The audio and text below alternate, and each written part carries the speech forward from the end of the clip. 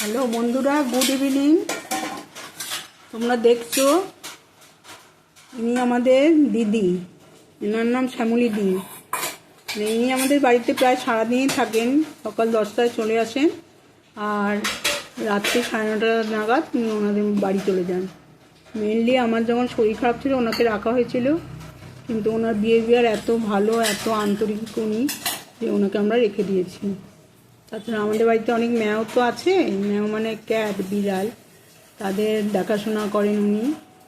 তাই জন্য ওনার আমাকে অনেক সাহায্য টাহায্য করেন। যাই হোক, এখন সন্ধ্যাবেলা হয়ে গেছে, রাতে রান্না করবেন উনি। আমরা 4 জন ফ্যামিলিতে, 4 জনের জন্য 8টা রুটি আর পটল আলু ভাজা হবে এখন। আমাদের একটু তাকাও। দেখো বন্ধুরা, তোমাদের দিকে তাকিয়ে তোমাদের সাথে পরিচয় নেই, তাও হাসছে। আমরা তো অপরিচিত লোকের কাছে তাকিয়ে কি হাসি বলো? অনেকেই হাসে না, এখন সবার মুখ হাসি বন্ধ। এখন যা পরিবেশ চারদিকে। যাই হোক, তোমরা ফিতে হাসি পেলে তোমরা, এটাই সব কিছু ব্যাপার। এখন রুটি করবে, দেখো কী করে করছে না করছে আমাদের দিদি। যাই হোক, এই বৃষ্টিতে ওনার কোনো দিন কামাই নেই, রোজ আসবেন, এসে কাজ করবে আমাদের। শুধু তাই না, আমার বন্ধু মতন, জানি তো। আমাদের শরীর খারাপ হয়, মন খারাপ হয়, সব কথা আমি ওনাকে জানাই, উনি সব কিছু বলে দেন। বৌদি এইটা করো না, ওটা করো না, এটা করলে তোমার ভালো লাগবে। সবচেয়ে বড় কথা, আমার যখন শরীর খারাপ হয়েছিল, আমার 2টো পায়ে টিকেয়ার হয়েছিল। তখন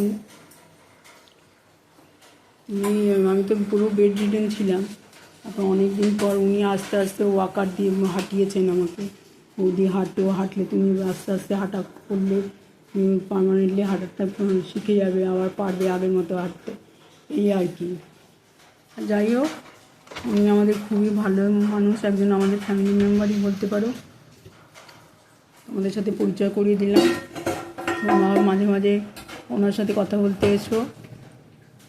হ্যাঁ, টাটা দিদি, টাটা করে দাও, টাটা করে দাও, টাটা।